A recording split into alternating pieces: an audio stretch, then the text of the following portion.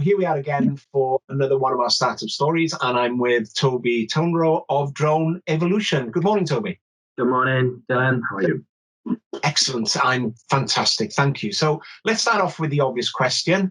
Tell us what Drone Evolution does. So we're a commercial drones services and products company. So we have two sides to our business. We have a service model where we fly drones inspecting assets, very much focused on industry, construction, facility management. We're currently in discussions with the nuclear industry to do some inspections there, and all around the UK, completely sort of national business. And then we have our product section, which we develop products, and the first cab off the rank is the Skywire tethered drone, which is a drone. It's a system to keep a drone in the air for hours at a time. So more for security and defence, and so we're working with the UK military and some security companies around the UK to keep a drone in the air to monitor spaces on a temporary basis. Excellent. So tell us about your entrepreneurial journey with this business. So, starting at the beginning, how did you come up with the idea? How did you start the business, and how you've developed since?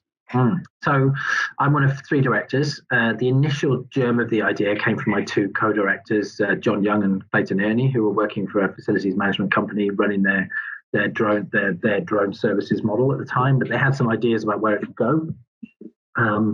I was coming from non-drone related business. I was running my own consultancy, so I was doing leadership and management training, sales training, and consultancy. So I actually did a sales course for the company that John was working for at the time, and that's how we met. And he was the only other Welsh guy in the room, so of course we were chatting and all the rest of it, as we do.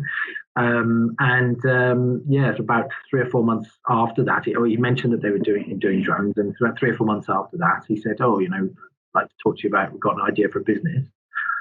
Because I'd done quite a lot of work on the Accelerated Growth Programme at Welsh Ice in Caerphilly, leading up to that, I knew a little bit about the investment landscape in Wales, certainly in the local area, Cardiff and so on.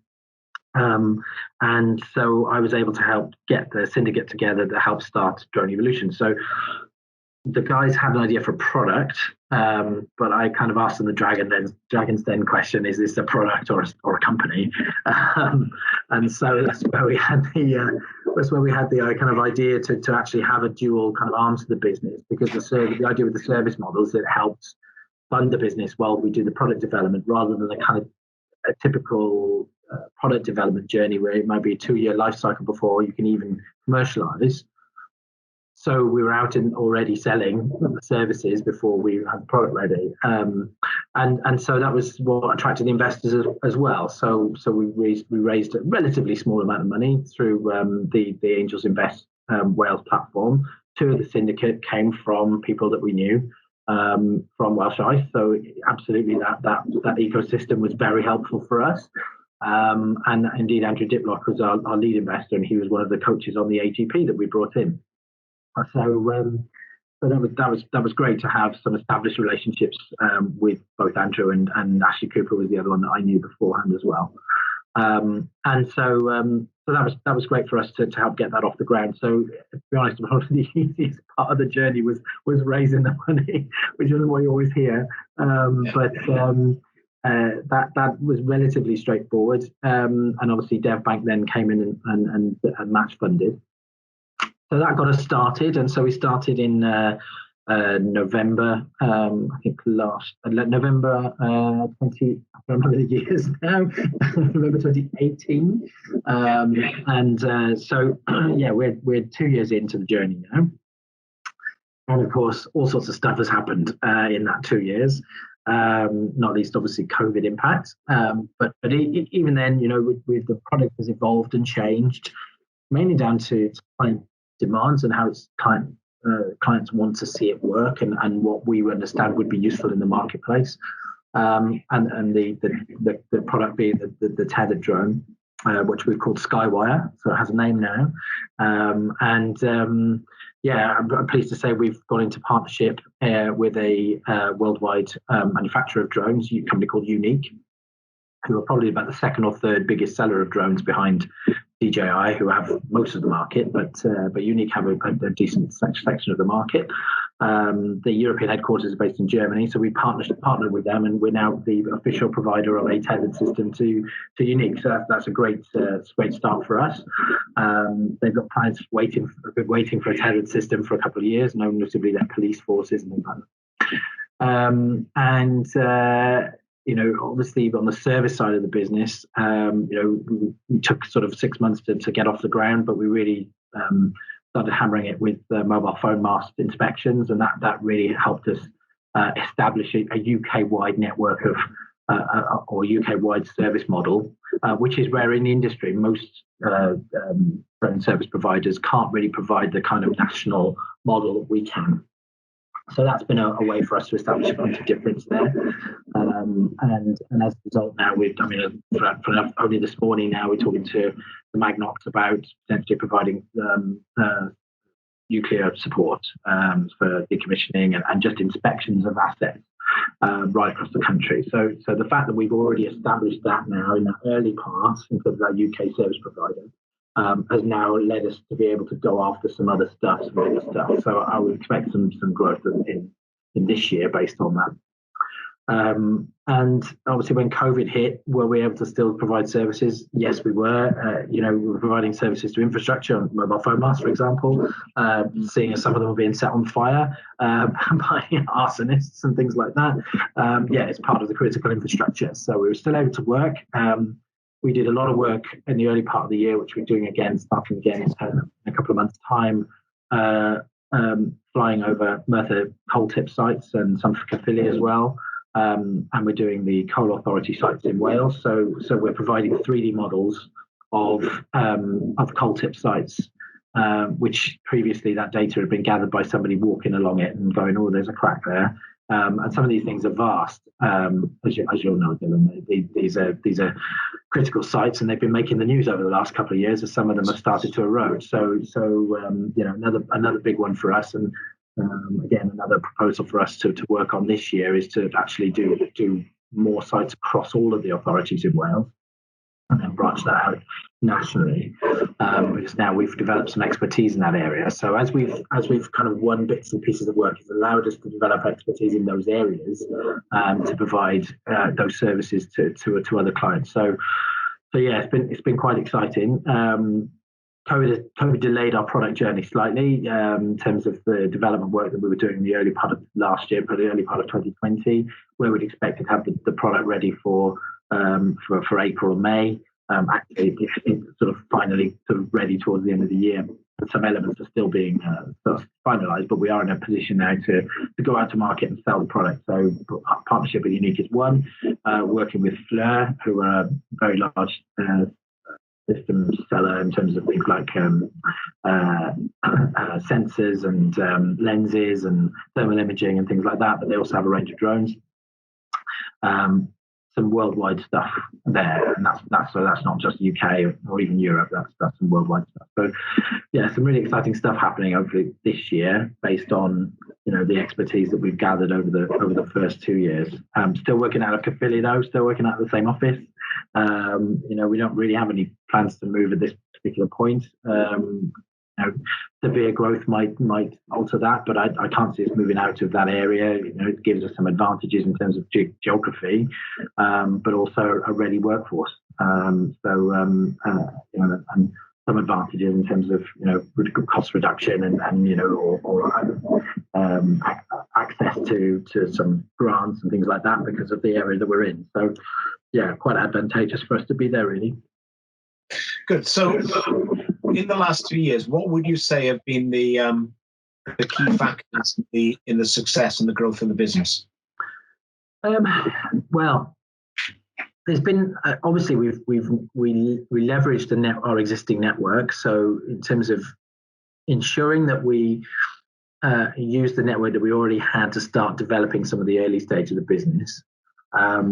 So some of the contacts that John and Clayton had from their days in the company they worked for previously got us in to do a bit of work early on with Cadu, for example, and then even on the mobile phone mast, that was through my team, who they already had some contact with. we got onto the framework or procurement list for Ecolab early doors, and that was again through some contacts from John's pest control days. But although that's only come to fruition now, funny enough, actually in the last couple of months. So I think there's a definite lesson there in terms of for people about, make sure you don't just sit there and cold call or anything like that, or set up. And there's lots of stuff you can do in marketing, obviously, things like Duck Soup or Sales Navigator on LinkedIn and all that stuff. And definitely, that stuff is good, but it's hard going. Whereas you've got that kind of warm introduction to either people you already know or people already know who know some people who might be able to make some decisions in that area. That's really where sort of, I would say 60-70% of the effort, early stage marketing effort should go to, because those people are already aware of who you are. They don't necessarily know what you do exactly yet, but they're aware of who you are, and you've got hopefully have some credibility with them. Then that helps you get over the line a bit quicker. So I think early stages, that really helped us. And then as we've gone on and we've now got to the stage where we're maturing a little bit more, things like really reviewing the marketing plan, and the, because that early stage will get you so far. So our website, for example, was fine for our early days, but now you look at it and it looks like amateur hour. So I built it on Wix in the early stages, and it was absolutely fine. Now it needs a more professional look. So we're having a website relaunch at the end of January. And so now when we're contacting a potential client in America, then, when they look at our website, it doesn't just look like some guys from Philly. It looks like what we are, which is a national service model for drones and a product that's been developed with military specifications. So, we also, the thing is that, if you're in the kind of, the AGP, being on the AGP has really helped, because what we've been, the kind of business that we are, in terms of hopefully the growth that we'll have, what we've been able to leverage is some expertise. So talking about marketing, some of that expertise came from a guy called Andrew Smith, who's one of the AGP consultants. We've utilized some, in the various ranges of HR and that kind of stuff, where we've had a problem. And that's right. Just been thinking out loud as well. We're also because we're about to manufacture a product for the first time, sell to someone a thing in a box. It's got to be CE marked. The instructions have got to be right. There's all of that logistics stuff. So we've been able to use some expertise from the AGP on that, which we've been able to get hold of as well. So, it's about thinking about, you can't do everything yourself. Who can you use to do various different things? And that's really helped us with that kind of thinking as well. So, the lots of elements when you kind of think about the journey over a couple of years. But a bit of resilience as well. I think, there's had to be a bit of resilience. Sometimes we had to make some tough choices, through the year, make no bones about it. There were some difficult times. We've come through those, and we're at the other side of those now. There'll be some more difficult choices, I'm sure, to be made over the next year, and some of those will be nice problems to have, I'm hoping. Some of them, were some tough choices. So, some of them are around, how we pay ourselves and that kind of stuff. So moving on from there, yeah. The flip side, obviously, to success is a challenge. So what have been the biggest challenges you faced since you started the business? So probably the first biggest challenge that we had was when we was understanding payment terms from clients.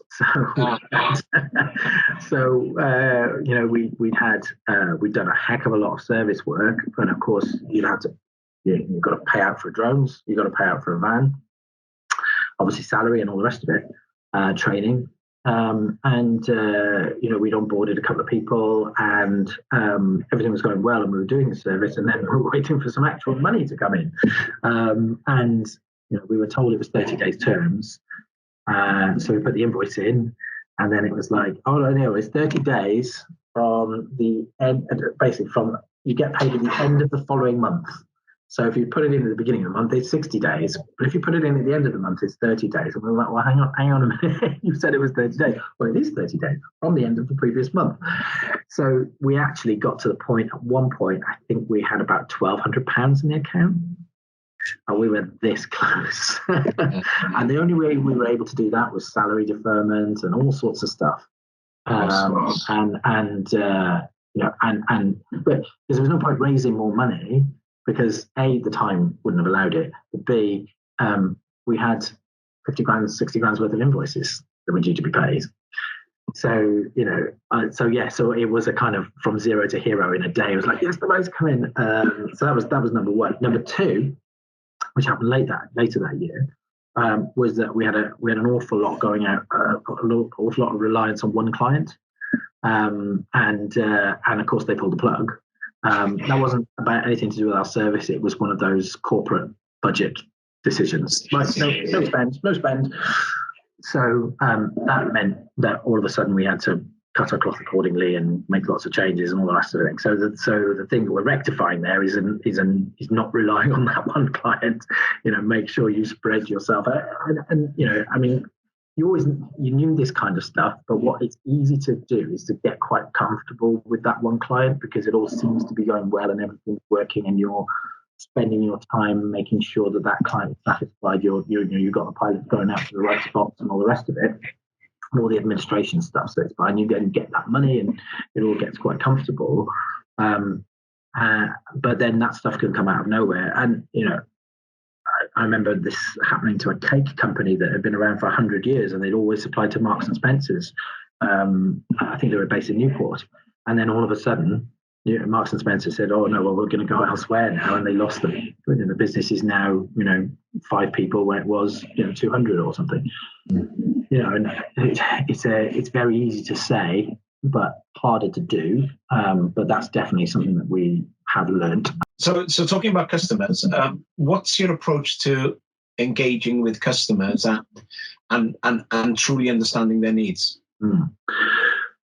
So some of that probably goes back to some of my consultancy days, and certainly John and Clayton were in sales as well, which was another reason investors liked us. Our approach is always to really understand what the client does, how they do things. And what I mean by that is, okay, we're solving those problems, but how can what we do fit very seamlessly into their current operation? Because again, if you're trying to, you might have to go to a mindset change, but if you then have to go to a completely different operating model in order to accommodate the use of drones, that makes it even harder. So what we've said is, okay, we need to make it as easy as possible for our services to be integrated into the day-to-day so they become habitual. And part of that is the output from the drone, the photos or the 3D model or whatever it is that the client needs.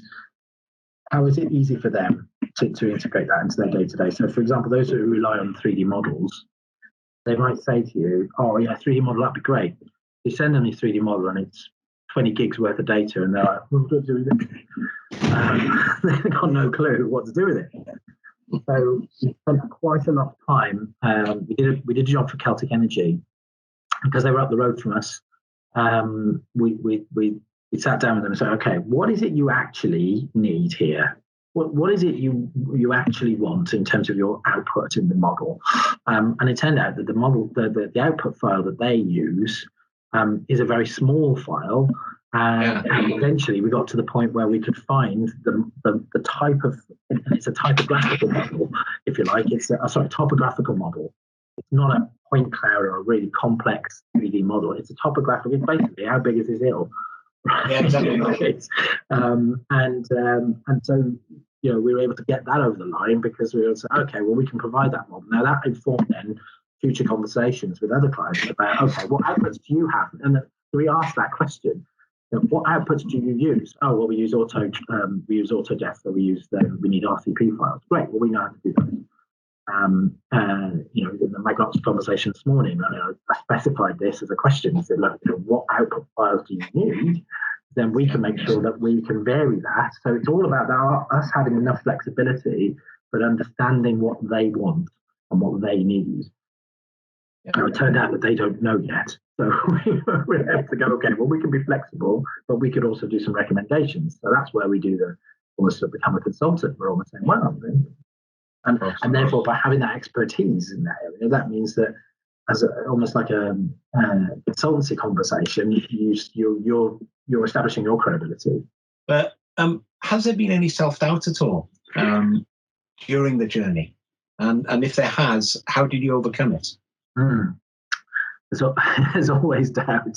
There's always doubt. I mean, particularly some of those challenging times, where we ended up having to raise a bit more money to keep the thing going. But what was good there, and if you obviously there's doubt when you're in the middle of Christmas last year and you still haven't finalized the deal. And it's like, have I got a job in the new year? Always doubt there. Having said that, though, the response from the investors and the fact that we brought a couple of new investors on board at that point as part of the syndicate, and the kind of clients we're talking to, the kind of clients we're working with, the big defense companies are interested in working with us, and indeed we have sold a tethered system to one of them for research purposes. And we're still ongoing working with that, which is a big defence prime.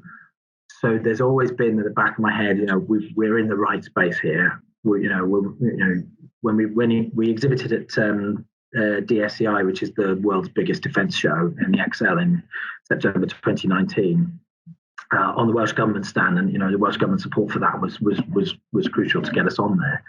As a tiny business, and we had. He come up to us and talk to us, and we had Fleur come up and talk to us, and we had Babcock come up and talk to us. There was these big names that approached us. You think, okay, well, this is we're doing something right here to attract these people to come across to us.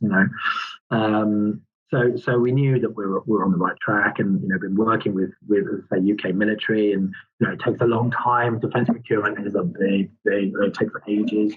But we've had the system tested in 65 mile an hour winds in Cornwall on a military test. The confidence in the product is extremely high. Our service has been, we've had a 100% safety record. We've absolutely hammered the flights. We've probably done, probably around about 2,000 flights in that 2 years. And it's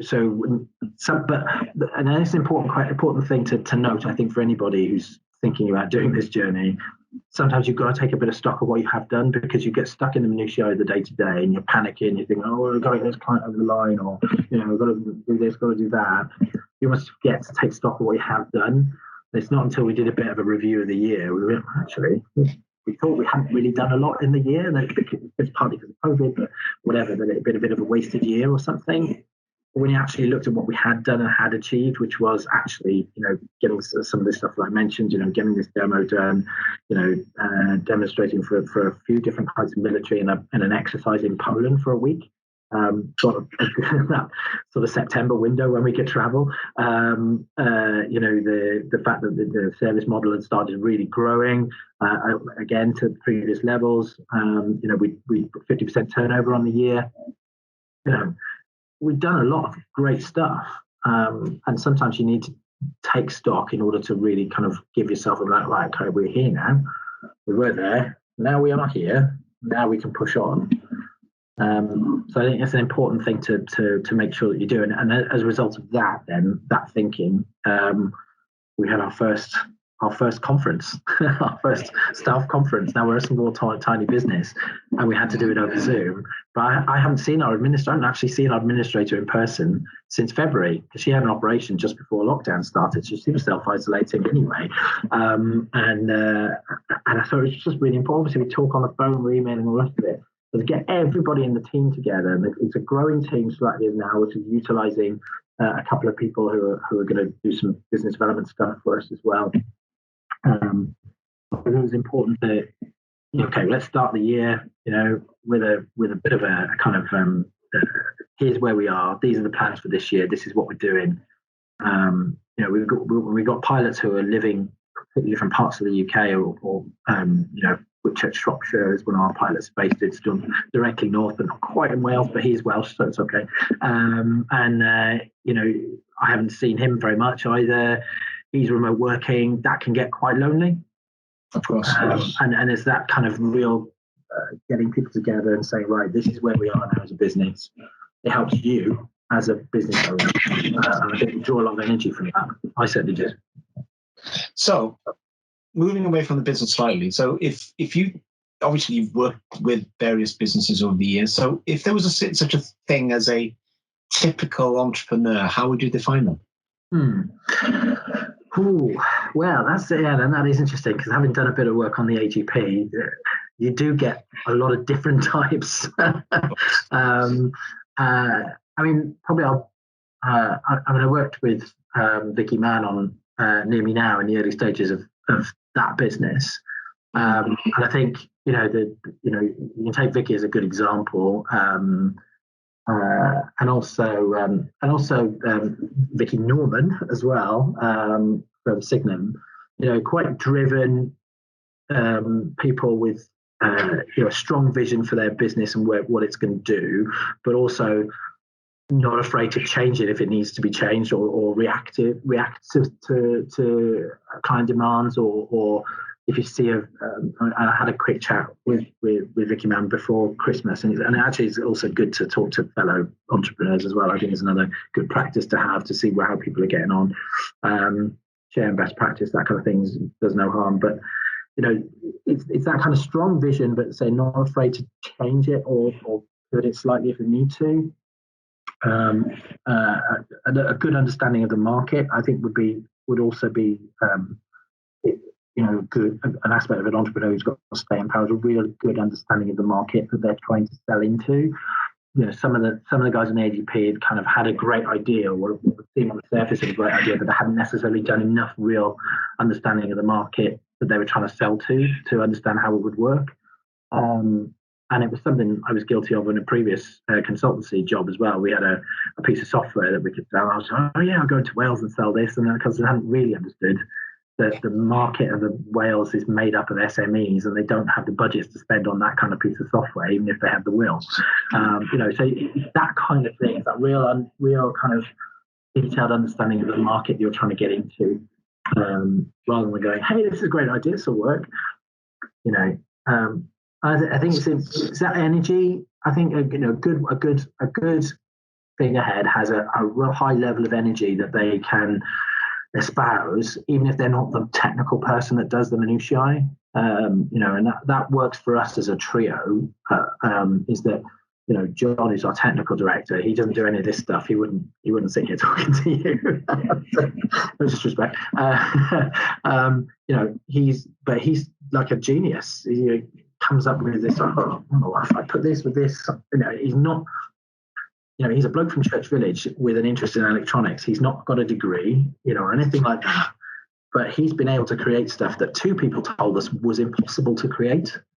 And as a result of that, we've got we've got patents now and all this kind of stuff. So and a competition beating product. Yeah. So I think it's about understanding that figurehead person. I guess it's the Steve Jobs model, isn't it? Steve Jobs, Steve Wozniak model, where Steve Jobs isn't the person who actually puts stuff together. He just says, right, this is what we want to do, make that happen. So I think that a good entrepreneur can gather the right people around them to make their vision happen. And that's okay. So building on that, what's the most important lesson you've learned in business? Oh, well, some of that is about that's probably the most meaningless sentence I've ever uttered. That is that. The idea of having, you're not going to be able to do everything. Number one, you're not going to be able to do everything. You're not going to be able to do everything you want to do straight away either. Because one of the slight drawbacks with our service model is that it can do so much for so many different kinds of sectors. So you almost have to say, well, I can't concentrate on those sectors now. We're going to have to focus on these ones now, because initially we were just trying to go everywhere. and actually even said it to us early doors. It's like you're going to have such a wide range of things to go after. You're almost going to have to focus in some specific areas. And even though I said to Ash, "Oh yeah, absolutely, that's fine," we didn't do it. So the things I think we needed to learn quite quickly, and probably didn't grasp soon enough, was actually really focus on sectors. Become really good experts in those sectors, and then you can start to move out to other sectors that are kind of we can find the relationships. So I think there's that is really important, but also managing your money. I know it sounds really basic, but that cash flow thing cash is king. Felix Dennis, who said, now I'm trying to remember the phrase, it's turnover is vanity, profit is sanity, cash is reality, right? Cash is king. Cash is what's going to get you through it. So always know when your VAT return is due and when that's going to come out. How are you going to pay it? All that kind of basic stuff. And if you need somebody to manage that for you, who you can trust to get it done, do it. If you're not the person. But yeah, for me, that's probably the biggest thing I've really. Some of the marketing stuff and the vision and all that kind of stuff I knew about. I really wanted to implement in this business, and in a lot of ways we have. The real new stuff to me was that nitty gritty. Have a day-to-day, in the early days of a business, a day-to-day cash tracker, so you know when all your direct debits are coming out. Real simple spreadsheet. Don't have to use QuickBooks or any of this kind of stuff. Simple spreadsheet. I got this coming in. I got this coming out. What are the things I need to predict? So in 6 months' time, assuming I had no money coming in, how much have we got left? All those kind of stuff. That kind of stuff is so crucial. Because if you're managing that properly and you're able to predict things months out, then it's a lot more comfortable than having to deal with stuff, with weeks to go. So, final question. Yes. What are your plans for the future? So immediately we've got some demonstrations with we've got some quotes to put in for military. So we're hoping now, so sort of first 6 months, there'll be some actual military procurement in the UK, which would be brilliant. There is the launch of the relaunch of the website. So we use that to kind of do a bit of PR and marketing. We are due to use a defence PR consultant who we used at DSEI on a short-term basis, but we're going to use her more permanently to reset our marketing and comms plan, which I know will get us some good press, both in the security and defence press, but also outside of that, because what I'd like to see is more talk about what we're doing away from kind of drone-specific stuff or even sector-specific stuff, but more like widely.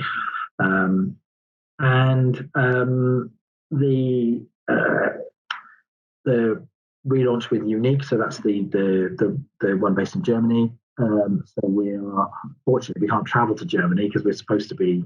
Ideally, we'd have spent a bit of time out there with some of their clients, but unfortunately, COVID's put the kibosh on that. So we're setting up a Zoom call, demonstrate the drone, which will be interesting. So there's some good stuff happening there. More broadly, we're looking at a relatively conservative sort of sales pipeline, but it will probably grow. Our plan for this year is to grow about 400% turnover, but that's driven by the fact that product sales are the cost of these products are much higher than. So it's a relatively conservative number of systems that we've projected for sales, but that's what we're looking at this year. Ultimately, we're working towards an exit. We want to build up some value in the business and exit probably 23, 24, something along those lines. But finally, and most importantly for me, is to really exploit all of the technology we've invented almost by accident, the power supply that powers the drone off a vehicle. We can power all sorts of other things off there. So we're working with a guy who's got some contacts in the electric vehicle space for starting to drive some potential growth there. So it's what I didn't want to be too distracted by that, because we've still got our core stuff to do. But by working with somebody else and bringing somebody else in who can help us with that, that exploitation path is now possible. So that there's some really exciting stuff that's going on back in the office right now. In fact, this is John this morning around solar charging and using the power supply then to get solar panels to actually talk to high voltage devices, not previously been possible. So there's some pretty exciting stuff happening this year on that as well. So watch this space on that. Well, thank you very much. No problem. Sorry if I've rambled, but I tend to. Thank you so much. No problem.